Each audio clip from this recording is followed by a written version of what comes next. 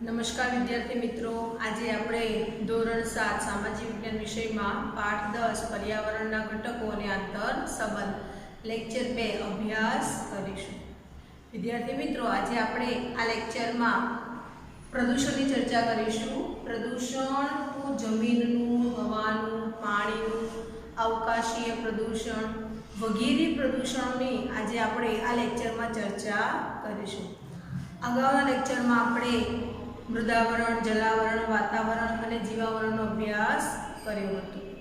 આ લેક્ચરમાં આજે આપણે માનવીય પોતાની પ્રવૃત્તિઓ થકી જે મૃદાવરણ, વાતાવરણ, જલાવરણ આપણને મળ્યું છે એના ઉપર પોતાના વિકાસ માટે પોતાની જરૂરિયાતોને પૂર્ણ કરવા માટે તે અલગ અલગ પ્રવૃત્તિઓ કરે છે અને આ પ્રવૃત્તિઓ થકી તે पर्यावरण ने प्रदूषित करे छे, जेने कारणे जेनी आड़असरो ए मानवी ने पोताने ज भोगववी पड़े छे, एनु नुकसान मानवी ने ज छे। तो चालो आपणे ઊંડાણપૂર્વक एनो अभ्यास करीए। सौथी पहेला जोईए आपणे कि पर्यावरणना घटकोनो मानवी साथे आंतर संबंध।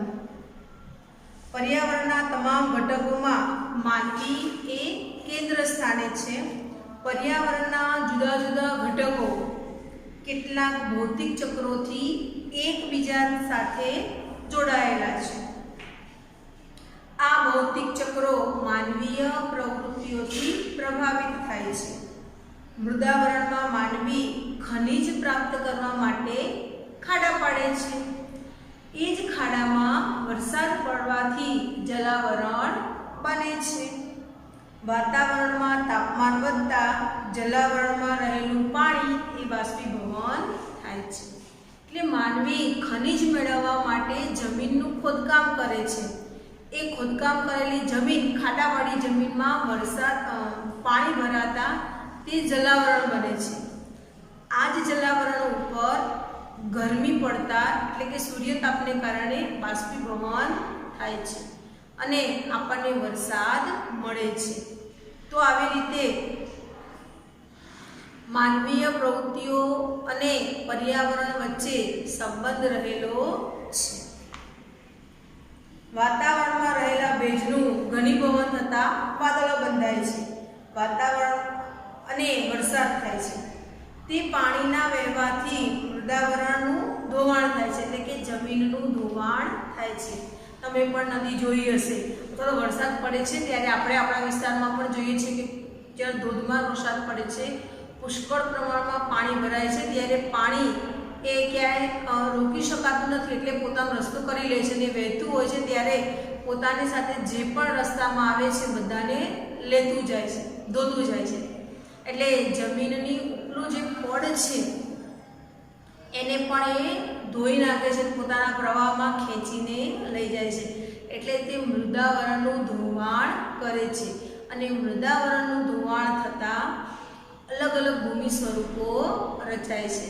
જેમ કે પર્વતો હોય અને પાણીના કારણે ધોવાણ થતું ધીમે ધીમે ધીમે ધીમે એ ખીણ બનશે। તો આવી રીતે અલગ અલગ ભૂમિ સ્વરૂપોની રચના એ મૃદાવરણના ધોવાણને કારણે થાય છે। આ ઉપરાંત માનવીની વિવિધ પ્રવૃત્તિઓ કુદરતી પર્યાવરણના ઘટકોને કારણે જીવસૃષ્ટિ પરસ્પર જોડાયેલા છે। હવે જોઈએ પ્રદૂષણ કે પ્રદૂષણ એટલે શું। તો માનવી પોતાની બુદ્ધિ શક્તિથી પર્યાવરણના વિવિધ ઘટકોના ઉપયોગ દ્વારા પોતાની જરૂરિયાતો સંતોષે છે। मानवी पर्यावरणना घटकोमांथी पोतानी जरूरियातोने संतोषे छे। तो गांधीजीए पर्यावरणनी व्याख्या शुं आपी छे? तो आ मानवीय गतिविधिओथी कुदरती पर्यावरण दूषित थवानी क्रिया, मानवीय प्रवृत्तिओथी पर्यावरण दूषित थवानी क्रिया एटले प्रदूषण। पर्यावरणने दूषित करता घटकोने आपणे प्रदूषको कहीए छीए। मानवी कुदरती संसाधनों अमर्यादित लिमिट बहारनो उपयोग करे छे अने अविवेकपूर्ण उपयोग करे छे। જેને કારણે પર્યાવરણ પ્રદૂષિત થાય છે।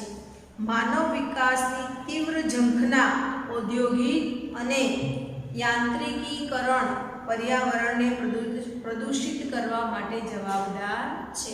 માનવી ઉદ્યોગો સ્થાપવા લાગે છે, એટલે કેટલા બધા ઉદ્યોગો સ્થાપ્યા છે અને આ ઉદ્યોગોમાં યંત્રો વડે કામ કરે છે। જે બંને વસ્તુ ઉદ્યોગો અને યંત્રો એટલે કે ઔદ્યોગિકીકરણ અને યાંત્રિકીકરણ આ બંને પરિબળો એ પર્યાવરણને દૂષિત કરવામાં જવાબદાર છે। વર્તમાન સમયમાં ભૂમિ પ્રદૂષણ, જળ પ્રદૂષણ, હવા પ્રદૂષણ, ધ્વનિ પ્રદૂષણ ખૂબ જ ઝડપથી ફેલાઈ રહ્યું છે। તમે પણ તમારી આસપાસ જુઓ છો, આજે વાતાવરણમાં વધારો થતો જોવા મળે છે। સિઝન ન હોય ત્યારે વરસાદ પડે, ઠંડીની ઋતુમાં ઠંડી ઓછી લાગે અને ગરમી લાગે છે, જ્યારે ગરમીની ઋતુમાં અતિશય ગરમી લાગે છે। તો એ બતાવે છે વાતાવરણમાં આવેલો પલટો। તો કેમ વાતાવરણમાં પલટો આવે છે? તો આજે પ્રદૂષણને કારણે આ વાતાવરણમાં પલટો આવે છે કે ઋતુઓ પોતાનું સ્થાન ગુમાવવા લાગી છે। કે શિયાળા ઋતુ હોય છતાં પણ જોઈએ એવી ઠંડી ન પડે, ઉનાળામાં અસહ્ય કે તાપમાન 50 ડિગ્રી સુધી પહોંચી જાય, તો એ બતાવે છે વાતાવરણમાં રહેલો પરિવર્તન, વાતાવરણમાં આવેલું પરિવર્તન શા કારણે આવ્યું છે? તો એ આ પ્રદૂષણને કારણે આવ્યું છે। પર્યાવરણ, માનવ જીવન અને સજીવ સૃષ્ટિ ઉપર એની વિપરીત અસર પડી રહી છે। આપણે પર્યાવરણ પ્રદૂષણ, તેની અસરો અને એને રોકવાના ઉપાયોની ચર્ચા કરીશું। આપણે બધાએ ભેગા થઈ અને ભૂમિ, જળ, હવા, ઘોંઘાટ આ બધાને રોકવાના છે અને એને બચાવવાના પ્રયત્નો કરવાના છે, કારણ કે પર્યાવરણ વગર માનવ જીવન શક્ય નથી। તો જો આપણે આપણા જીવનને ખૂબ સારું બનાવવું હોય તો આ પ્રદૂષણને આપણે રોકવા માટે ઘણા પ્રયત્નો કરવા પડશે। તો ચાલો હવે એક પછી એક આપણે પ્રદૂષણોની ચર્ચા કરીશું। સૌથી પહેલાં આપણે જોઈશું ભૂમિ પ્રદૂષણ। ભૂમિ પ્રદૂષણ એટલે જમીન પ્રદૂષણ। જમીનની ગુણવત્તા કે તેના પોષક ઘટકોમાં થતા ફેરફારને ભૂમિ પ્રદૂષણ કહે છે। ભૂમિ પ્રદૂષણ એ આપણે સહેલાઈથી જોઈ શકતા નથી કે નજરે પડતું નથી। પાણી ગંદુ હોય તો આપણને ખ્યાલ આવે છે, પરંતુ જમીન ઉપર રહેલું પ્રદૂષણ એ આપણે ઝડપથી જોઈ શકતા નથી, તો સહેલાઈથી જોઈ શકતા નથી। વિશ્વભરમાં જમીન પ્રદૂષણ આજે ઝડપથી વધી રહ્યું છે। તો આ જમીન પ્રદૂષણ કેવી રીતે થાય છે, કઈ કઈ વસ્તુઓના ઉપયોગથી આ જમીન પ્રદૂષણ થાય છે તે આપણે જોઈએ। સૌથી પહેલાં છે કે શહેરી વિસ્તારોમાં ઘર વપરાશનો ઘન કચરો, ગટરોનું પાણી એ જમીન ઉપર છોડી દેવામાં આવે છે। આપણે જોઈએ છે કે જે કચરો આપણે ડસ્ટબિનમાં નાખીએ છીએ તે કચરાની ગાડી આવે છે એમાં નાખીએ છીએ, પરંતુ કેટલીક વ્યક્તિ એવી હોય છે કે એ જ ડોલ એ બહાર રસ્તા ઉપર ખાલી કરે છે। જ્યાં ખુલ્લી જગ્યા હોય ત્યાં આપણે જોઈએ છીએ કે લોકો ગમે તેમ કચરો નાખી જાય છે। તો ઘર વપરાશનો ઘન કચરો, ગટરોનું ગંદુ પાણી એ સીધું જમીન ઉપર છોડવામાં આવે છે, જેને કારણે જમીન પ્રદૂષણ થાય છે। ફળદ્રુપ અને ખેતીલાયક જમીન ઉપર ઉદ્યોગો સ્થાપવાથી જમીન પ્રદૂષિત થાય છે। ખેતી માટેની જે જમીન છે, ફળદ્રુપ જમીન છે, ઉપજાઉ જમીન છે, એના ઉપર ઉદ્યોગો સ્થાપવામાં આવે તો ઉદ્યોગોનો ઘન કચરો એ જમીન ઉપર પડે, જેને કારણે એ ખેતીલાયક ફળદ્રુપ જમીન, ઉપજાઉ જમીન એ પ્રદૂષિત બને છે। ગટરોના ગંદા પાણી, ઉદ્યોગોના ગંદા પાણી જો જમીન ઉપર છોડવામાં આવે અને એ જ જમીનમાં જો ખેતી થાય તો એવો ખોરાક આપણે ખાઈએ તો એ ફળો, શાકભાજી એ બધા પ્રદૂષકો છે અને એને ખાવાથી આપણને વિવિધ પ્રકારના રોગો થાય છે। જો એવો ઘાસચારો પશુઓ ખાય અને પશુઓનું દૂધ જો આપણે પીએ, ઉપયોગમાં લઈએ, એની બનાવટો ખાઈએ તો એનાથી પણ આપણને ઘણા બધા રોગો થાય છે। તો આવી રીતે જમીન પ્રદૂષણ એ અલગ અલગ રીતે થાય છે। ઉદ્યોગોનો ઘન કચરો અને દૂષિત પાણી જમીન ઉપર સીધું છોડી દેવાથી જમીન પ્રદૂષણ થાય છે. ઉત્ખનન અને બાંધકામની પ્રવૃત્તિઓથી પણ જમીન પ્રદૂષણ થાય છે. ઉત્ખનન એટલે જમીનનું ખોદકામ કરવું અને બાંધકામ એટલે અલગ અલગ સ્ટ્રક્ચરો સાઇટો બનાવવી. ખેતીમાં રાસાયણિક ખાતરો અને જંતુનાશક દવાઓનો વધુ પડતો ઉપયોગ કરવાથી પણ જમીન પ્રદૂષણ વધે છે. આપણે સૌ જાણીએ છીએ કે આજે અલગ અલગ પ્રકારના રોગો એ ખેતીમાં જોવા મળે છે. જાત જાતના તમે તીડ વિશે પણ સાંભળ્યું હશે. તો આવા બધા જંતુઓને મારવા માટે ખેડૂત એ જંતુનાશક દવાઓનો ઉપયોગ કરે છે. જમીનમાં પાક ઝડપથી ઉગે, વધુ સારો ઉગે એના માટે એ સેન્દ્રિય કે દેશી ખાતરની જગ્યાએ રાસાયણિક ખાતર ભરે છે જમીનમાં, જેને કારણે જમીન પ્રદૂષણ થાય છે, એની ગુણવત્તા ઘટે છે. જમીન પર ફેંકાતી પોલિથીન, પ્લાસ્ટિકની થેલીઓ, તમને ખબર હશે કે સરકારે એના પર પ્રતિબંધ મૂક્યો છે, છતાં પણ આપણે આજે એનો વપરાશ કરીએ છીએ કે બજારમાં જઈએ છીએ તો તમને ઘણી જ પાતળી ટ્રાન્સપરન્સ થેલીઓ જોવા મળે છે. આપણે સાવ હલકી ગુણવત્તાવાળી 5 mm જાડાઈવાળી થેલીઓ વાપરીએ છીએ. તો આ પ્લાસ્ટિકની થેલીઓને જમીન ઉપર ફેંકી દેવાથી જમીનનું પ્રદૂષણ થાય છે.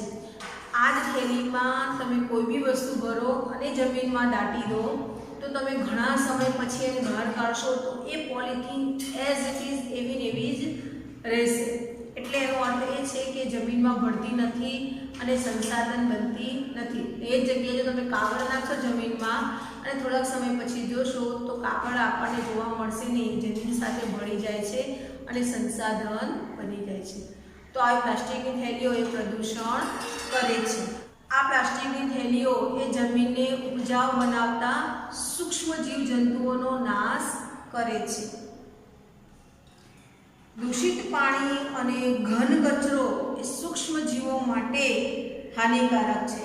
જમીનમાં રહેલા સૂક્ષ્મ જીવો નાશ પામતા જમીનની ફળદ્રુપતા ઘટે છે અને સમય જતાં એ જમીન કેવી બને છે? બિન ઉપજાઉ બને છે. તો આ બધા કારણોને લીધે જમીનની ફળદ્રુપતા ઘટે છે, જમીન પ્રદૂષિત થાય છે. તો આપણે શું કરવું જોઈએ? તો આ બધા પ્રદૂષણને અટકાવવા માટે કેટલાક પગલાં ભરવા જોઈએ. તો ચાલો આપણે એના ઉપાયોની ચર્ચા કરીએ.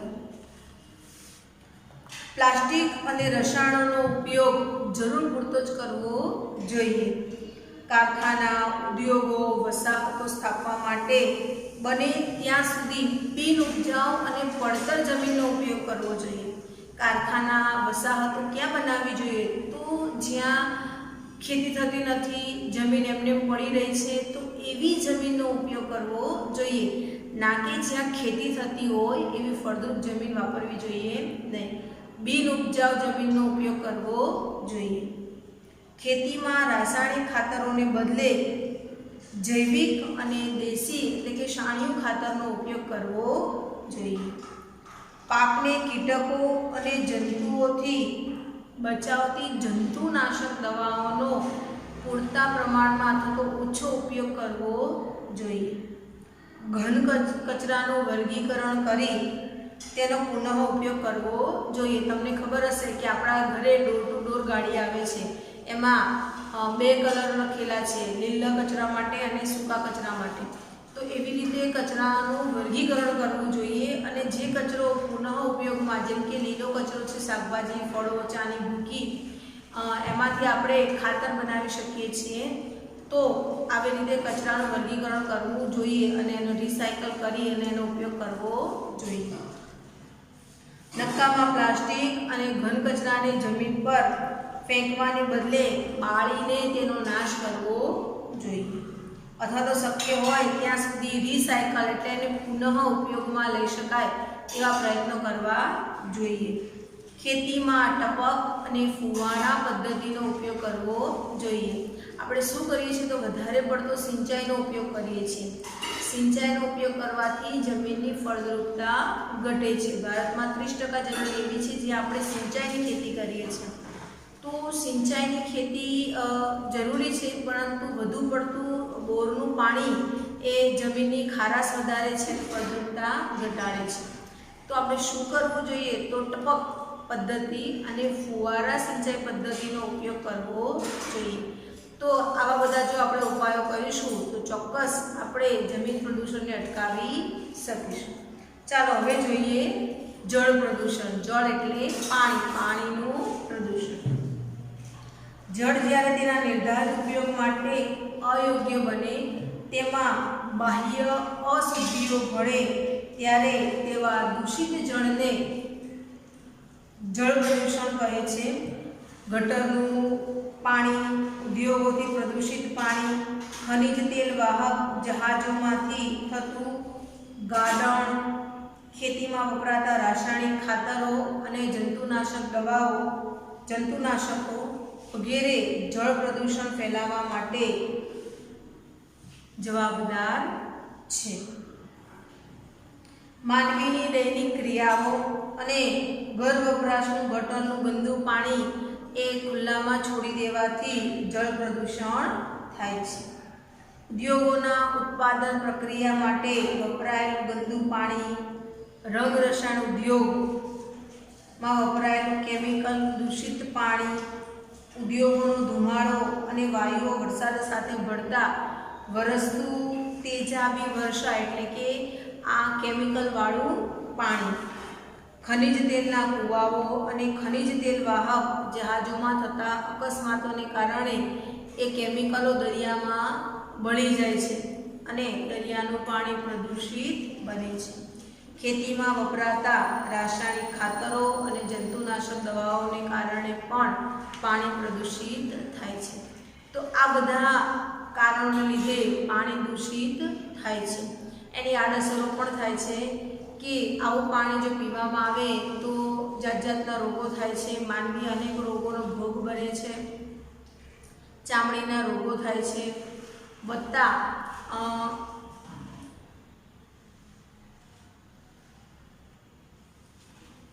જે દરિયાઈ જીવો છે એ આ પ્રદૂષિત પાણીમાં જીવી શકતા નથી, એટલે તેઓનું પણ મૃત્યુ થાય છે। હવે જોઈએ જળ પ્રદૂષણ અટકાવવાના ઉપાયો કે આપણે શું પગલાં ભરીશું કે આપણે એને અટકાવી શકીએ। ઘર વપરાશની ગટરોના પાણીમાં તેમાં રહેલા પ્રદૂષકોને સુએજ શુદ્ધિકરણ દ્વારા દૂર કરી નદી કે દરિયામાં છોડવા જોઈએ। એટલે ગંદા પાણીમાં ચોક્કસ પ્રકારની દવાઓ, કેમિકલ ઉમેરી અને એને શુદ્ધ કર્યા બાદ, એટલે કે એમાં શુદ્ધ તો ન થાય પરંતુ એના જે પ્રદૂષકો છે એ પ્રદૂષકોને કાઢ્યા બાદ એ પાણીને આપણે દરિયામાં કે નદીમાં છોડવું જોઈએ।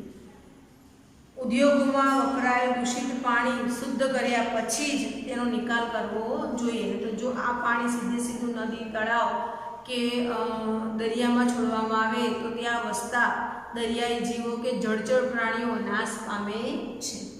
સરકારે ગંદા પાણીના નિકાલ ઉપર કાયદા દ્વારા ચુસ્ત અમલ કરાવવો જોઈએ, કડક પગલાં ભરવા જોઈએ કે જે પણ માલિક કે કંપનીઓ આવું પાણી એ શુદ્ધ કર્યા વગર સીધા જ અન્ય ચોખ્ખા પાણીમાં ભેળવી દે છે તેના માટે કડક પગલાં ભરવા જોઈએ। પાણીને પ્રદૂષિત કરતા પદાર્થોના ઉત્પાદન અને વપરાશ ઉપર અંકુશ મૂકવો જોઈએ। પાણીનું પ્રદૂષણ ઓછું કરવા માટે અટકાવવા અંગેની નવી ટેકનોલોજી વિકસાવવી જોઈએ, જેને કારણે આપણે પાણીનું પ્રદૂષણ અટકાવી શકીએ। હવે જોઈએ આપણે હવા પ્રદૂષણ। ઉદ્યોગો, મિલો, કારખાના, તાપ વિદ્યુત મથકો વગેરે દ્વારા છોડવામાં આવતા ગેસ કે ધુમાડો એ વાતાવરણમાં ભળે છે, તેને આપણે હવાનું પ્રદૂષણ કહીએ છીએ। કે હવા પ્રદૂષણો કોણ ફેલાવે છે? તો તેના મુખ્ય ઘટકો કયા છે, પ્રદૂષકો કયા છે? તો બળતણ તરીકે વપરાતા કોલસાના રજકણો એ હવા પ્રદૂષણ કરે છે। કારખાના અને મિલોમાંથી નીકળતા ધુમાડાના કાર્બનયુક્ત રજકણો એ હવામાં ભળે છે। પેટ્રોલ અને ડીઝલથી ચાલતા વાહનોના ધુમાડામાં રહેલા નાઇટ્રસ ઓક્સાઇડ, કાર્બન મોનોક્સાઇડ, બેન્ઝોપાયરીન અને કાર્બન ડાયોક્સાઇડ જેવા હાનિકારક વાયુઓ હવામાં ભળે છે। ખનન અને બાંધકામની પ્રવૃત્તિઓ દ્વારા ઉડતા રજકણો હવામાં ભળે છે.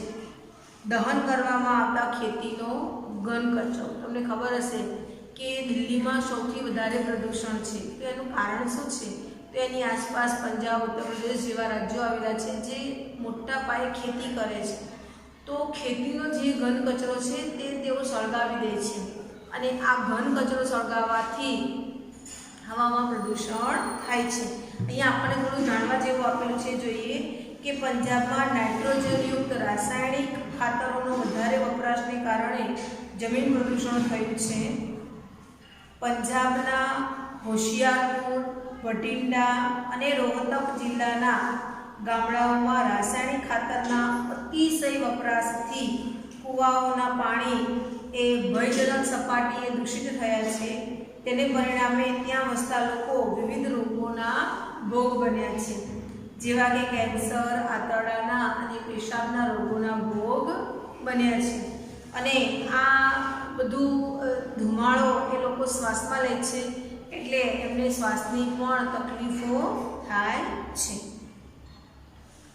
પ્રાણીઓના મળમૂત્ર, મૃતદેહો, સડેલા શાકભાજી, ફળો, વાસી ખોરાક વગેરેના વહાવવાથી ઉત્પન્ન થતા એમોનિયા અને હાઇડ્રોજન સલ્ફાઇડ જેવા ઝેરી વાયુઓ પણ હવાને પ્રદૂષિત કરે છે.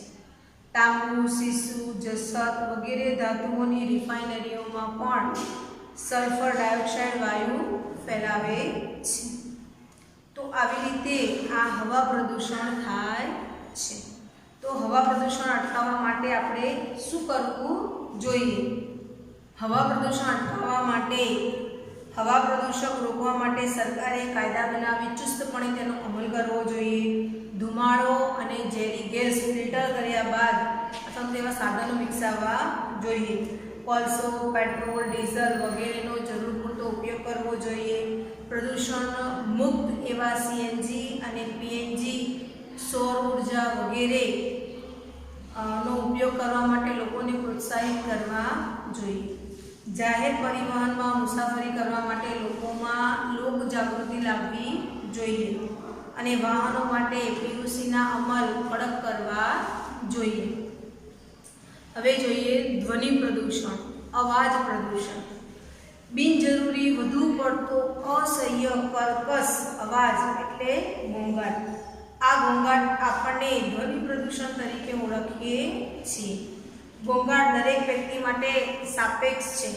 હળવું સંગીત સાંભળનાર વ્યક્તિ માટે રોક સંગીત એ ઘોંઘાટ છે, કારણ કે શાંત પ્રિય વ્યક્તિ છે અને એને શાંત મ્યુઝિક સાંભળવું ગમે છે. તો એની સામે જો રોક મ્યુઝિક વાગે તો એ શું એના માટે એ ઘોંઘાટ બની જશે. જ્યારે રોક સંગીતના ચાહકો માટે આ કર્ણપ્રિય અવાજ છે, તો કર્ણપ્રિય સંગીત છે. હવે જોઈએ કે ધ્વનિ પ્રદૂષણ શાને કારણે થાય છે. તો કારખાનામાં ચાલતા કર્કશ અને તીવ્ર અવાજ કરતા યંત્રો એને કારણે ઘોંઘાટ થાય છે, અથવા ધ્વનિ પ્રદૂષણ થાય છે. વાહનોના ગરગરાટ તેમજ હોર્નના અવાજો દ્વારા, તમને ખબર હશે વાહનોમાંથી અલગ અલગ પ્રકારના અવાજો નીકળે છે. ના અવાજ એ પણ તમે બુલેટ જોઈ હશે, બુલેટ ગાડી, તો એમાંથી પણ ચોક્કસ પ્રકારનો મોટો અવાજ નીકળે છે. સિનેમાઘર, રેડિયો, ટેલિવિઝન અને લાઉડસ્પીકરો ઊંચા અવાજે વાગવાથી ઘોંઘાટ થાય છે. તમને ખબર હશે કે સરકારે રાત્રિના 12 વાગ્યા પછી લાઉડસ્પીકર વગાડવા ઉપર પ્રતિબંધ મૂક્યો છે. ફટાકડા ફોડવાથી પણ ઘોંઘાટ થાય છે, એટલે ફટાકડા ફોડવા, જાહેર માર્ગો પર ફટાકડા ફોડવા પણ પ્રતિબંધિત છે. તો સરકાર આવા નિયમો બનાવે છે, પણ લોકો આવા નિયમોને પાળતા હોતા નથી. જેટ વિમાનો અને યુદ્ધ વિમાનોની ગર્જના એ પણ ઘોંઘાટ કરે છે. અગ્નિશામક બંબાની સાયલેન્સર એનો તીણો તીણો અવાજ એ પણ અવાજ પ્રદૂષણ છે. સામાજિક અને ધાર્મિક પ્રસંગોએ વાગતા લાઉડસ્પીકરો, ડીજે, બેન્ડ વાજા, ઢોલ નગારા, આ બધાના અવાજો એ ધ્વનિ પ્રદૂષણ છે. ઉત્સવો અને ઉદ્ઘાટનના પ્રસંગોએ કરવામાં આવતી આતશબાજી, જાહેર કાર્યક્રમો, ચૂંટણીની રેલીઓ, જાહેરાતો વગેરે પ્રસંગોએ મોટા અવાજે વાગતા લાઉડસ્પીકરો દ્વારા ધ્વનિ પ્રદૂષણ ફેલાય છે. કારખાનામાં થતા ભાંગફોડના, ટીપવાના, ઘસવાના વગેરે અવાજો પણ ધ્વનિ પ્રદૂષણ ફેલાવે છે. હવે જોઈએ આની આડઅસરો. લાંબા સમય સુધી એક ધારો અવાજ ચાલુ રાખતા માનવીમાં બહેરાશ આવે છે. ધ્વનિ પ્રદૂષણથી માનવીના માનસિક સ્વાસ્થ્ય પર માઠી અસર થાય છે. માનવી માનસિક તણાવનો અનુભવ કરે છે. વધુ પડતા ઘોંઘાટથી માનવીના સ્વભાવમાં ચીડિયાપણું આવે છે. ધ્વનિ પ્રદૂષણથી કાર્ય કરવાની ક્ષમતામાં ઘટાડો થાય છે. વધારે પડતા ઘોંઘાટથી કીટકો અને જીવાણુઓનો નાશ થાય છે. ટેપ રેકોર્ડર, રેડિયો, ટેલિવિઝન વગેરે જેવા વધુ પડતા સાધનોનો અવાજથી પણ આપણે શ્રવણ શક્તિને નુકસાન થાય છે. તો હવે જોઈએ કે ધ્વનિ પ્રદૂષણ અટકાવવા માટે આપણે શું કરવું જોઈએ. મારા ઘરના બધા વાહનોને યોગ્ય સમયે સર્વિસ કરાવીશ, એટલે કે રિપેર કરાવીશ.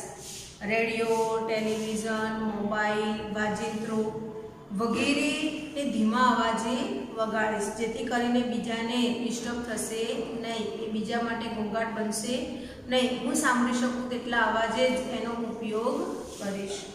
રેડિયો, સિનેમાઘરો અને જાહેર સભાગૃહોમાં ધ્વનિ શોષક યંત્રો અને પડદાઓનો ઉપયોગ કરવો જોઈએ. સામાજિક પ્રસંગોએ, ઉત્સવોએ, ઉદ્ઘાટન સમયે, લગ્ન પ્રસંગોએ બિનજરૂરી ઘોંઘાટ કરવો જોઈએ નહીં. ઉત્સવોની ઉજવણીના કાર્યક્રમોમાં કે સરઘસોમાં ફટાકડા ફોડવા જોઈએ નહીં. શાળા અને હોસ્પિટલ જેવા સ્થળોએ નો હોર્ન અને સાયલેન્સ ઝોનનો કડક અમલ કરવો જોઈએ. વિમાન મથકોની આસપાસ, ઉદ્યોગોના તથા શહેરોના મુખ્ય રસ્તાઓની બંને બાજુ વૃક્ષો વાવવા જોઈએ. તમે જુઓ જ છો કે રસ્તાઓની બંને બાજુ તો વૃક્ષો હોતા નથી, પરંતુ રસ્તાની વચ્ચેના ભાગમાં આપણે વૃક્ષારોપણ કરીએ છીએ, જેને કારણે ઘોંઘાટ ઓછો થાય. તો આવી રીતે વિદ્યાર્થી મિત્રો ધ્વનિ પ્રદૂષણને આપણે અટકાવી શકીએ છીએ. માનવીની ઉપરયોગ વિવિધ પ્રવૃત્તિઓથી જમીન, જળ, હવા અને ધ્વનિ પ્રદૂષિત થાય છે. આ ઉપરાંત અન્ય કેટલીક પ્રવૃત્તિઓ જેવી કે અવકાશમાં છોડેલા કૃત્રિમ ઉપગ્રહો અને અવકાશમાં જનારેલા અવકાશ યાત્રીઓએ ફેંકેલો પોતાનો ઘન કચરો, કૃત્રિમ વરસાદ માટે વાપરવામાં આવેલા વિવિધ રસાયણો, પરમાણુ શક્તિના ઉપયોગથી થતું કિરણોત્સર્ગી પ્રદૂષણ વગેરે પણ પર્યાવરણને અસર કરે છે. તેમજ કેટલીક કુદરતી ઘટનાઓ, આપત્તિઓ જેવી કે જ્વાળામુખી પ્રસ્ફોટન, ભૂકંપ, પૂર પણ પર્યાવરણ પ્રદૂષણમાં વધારો કરે છે. પર્યાવરણ જાળવવા માટે, પર્યાવરણને પ્રદૂષણથી બચાવવા માટે માનવ પોતે જ જો મક્કમ બની જાય એ જ આખરી ઉપાય છે કે માનવીએ પોતાની વિકાસની યાત્રામાં પર્યાવરણને ધ્યાનમાં રાખી અને આ યાત્રા કરવાની છે. અને જો એ પર્યાવરણને ધ્યાનમાં રાખીને પોતાની પ્રવૃત્તિઓ કરશે તો જ તે પર્યાવરણને ઓછું પ્રદૂષિત કરશે. તો વિદ્યાર્થી મિત્રો, અહીંયા આપણો પાઠ પૂરો થયો. ચાલો આપણે સ્વાધ્યાયની ચર્ચા કરીએ. પ્રશ્ન 1, પર્યાવરણના ઘટકો લખો. જવાબ: પર્યાવરણના મુખ્ય 4 ઘટકો છે. 1 મૃદાવરણ, 2 જલાવરણ, 3 વાતાવરણ અને 4 જીવાવરણ. પ્રશ્ન 2, મીઠા પાણીના મુખ્ય સ્ત્રોત કયા કયા છે? હિમશિખરો, ભૂમિગત પાણી, મીઠા પાણીના સરોવરો, નદીઓ, ઝરણા વગેરે મીઠા પાણીના મુખ્ય સ્ત્રોતો છે. 2 ભરતી વચ્ચેનો સમયગાળો કેટલો હોય છે? જવાબ, બે ભરતી વચ્ચેનો સમયગાળો આશરે 12 કલાક અને 25 મિનિટ જેટલો હોય છે. પ્રશ્ન 4, ચીડિયાપણું કયા પ્રદૂષણની માનવ જીવન પરની અસર છે? જવાબ, ચીડિયાપણું એ ધ્વનિ પ્રદૂષણ એટલે કે અવાજ પ્રદૂષણની માનવ જીવન પરની અસર. 5, ભૂમિ પ્રદૂષણ એટલે શું? ભૂમિ જમીનની ગુણવત્તામાં કે તેના પોષક ઘટકોમાં થતા ફેરફારને ભૂમિ પ્રદૂષણ કહે છે.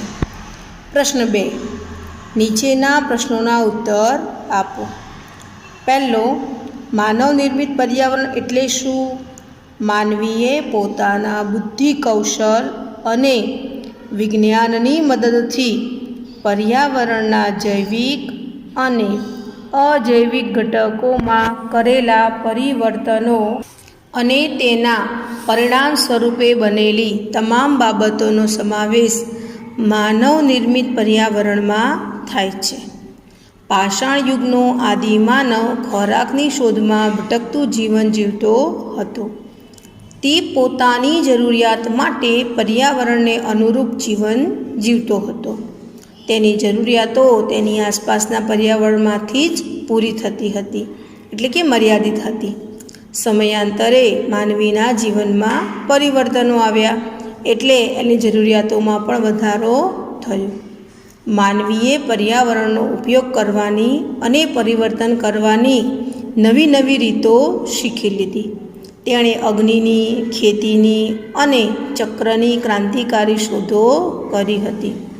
તેના આધારે અર્વાચીન માનવીએ ખેતી, પશુપાલન, ગૃહ ઉદ્યોગો, મોટા યાંત્રિક ઉદ્યોગો, વાહન વ્યવહારના સાધનો તેમજ માર્ગો અને વસાહતોનો વિકાસ કર્યો છે. આ પ્રક્રિયામાં હાલમાં ઝડપથી પરિવર્તન આવી રહ્યું છે. માનવ નિર્મિત પર્યાવરણને આપણે સાંસ્કૃતિક પર્યાવરણ તરીકે પણ ઓળખીએ છીએ. પ્રશ્ન 2, જમીન પ્રદૂષણ અટકાવવાના ઉપાયો લખો. 1, પ્લાસ્ટિક અને રસાયણોનો ઉપયોગ જરૂર પૂરતો કરવો જોઈએ. 2, કારખાનામાં ઉદ્યોગો તેમજ વસાહતો સ્થાપવા માટે બને ત્યાં સુધી બિન ઉપજાઉ એટલે કે પડતર જમીનનો ઉપયોગ કરવો જોઈએ. 3, ખેતીમાં રાસાયણિક ખાતરોને બદલે જૈવિક અને દેશી ખાતર તેમજ લીલા પડવાશનો ઉપયોગ કરવો જોઈએ. 4, પાકને કીટકો અને જંતુનાશકથી બચાવવા માટે જંતુનાશક દવાઓનો પૂરતો અથવા ઓછો ઉપયોગ કરવો જોઈએ. 5, ઘન કચરાનું વર્ગીકરણ કરી તેનો પુનઃ ઉપયોગ કરવો જોઈએ. નકામા પ્લાસ્ટિક અને ઘન કચરાને જમીન પર ફેંકવાને બદલે તેને બાળીને તેનો નાશ કરવો જોઈએ અથવા તો બને ત્યાં સુધી રિસાયકલ કરી અને પુનઃ તેનો ઉપયોગ કરવો જોઈએ. ખેતીમાં ટપક અને ફુવારા સિંચાઈ પદ્ધતિનો ઉપયોગ કરવો જોઈએ. 3, હવા પ્રદૂષણ અટકાવવા કયા પગલાં લેવા જોઈએ? ચાલો જોઈએ.